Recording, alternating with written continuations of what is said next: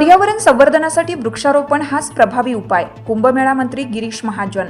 उन्नत नाशिक अभियान आणि आगामी नाशिक त्र्यंबकेश्वर सिंहस्थ कुंभमेळ्याच्या पार्श्वभूमीवर राबवण्यात येत असलेल्या हरित कुंभ हरित मान्सून अर्थात मिशन ग्रीन मान्सून उपक्रमाच्या दुसऱ्या रविवारी नाशिक शहरात 6000 वृक्षांची लागवड करण्यात आली. यामध्ये नाशिक वनराई म्हसरूळ येथील पिकॉक गार्डन परिसरात 2600 वृक्षांची लागवड करण्यात आली. वाढते तापमान, अल निनोचे संकट आणि हवामान बदलामुळे निर्माण झालेली पर्यावरणीय आव्हाने लक्षात घेता वृक्षारोपण करणे हाच प्रभावी उपाय आहे, असे प्रतिपादन कुंभमेळा मंत्री गिरीश महाजन यांनी केले.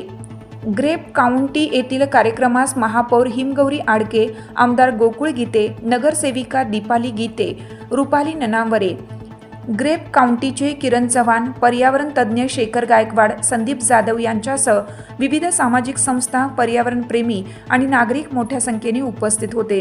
मंत्री श्री महाजन म्हणाले की हरित नाशिक हा केवळ शासकीय उपक्रम न राहता प्रत्येक घराघरात ही चळवळ गेली पाहिजे. नागरिकांनी हरित नाशिकसाठी योगदान दिलं पाहिजे.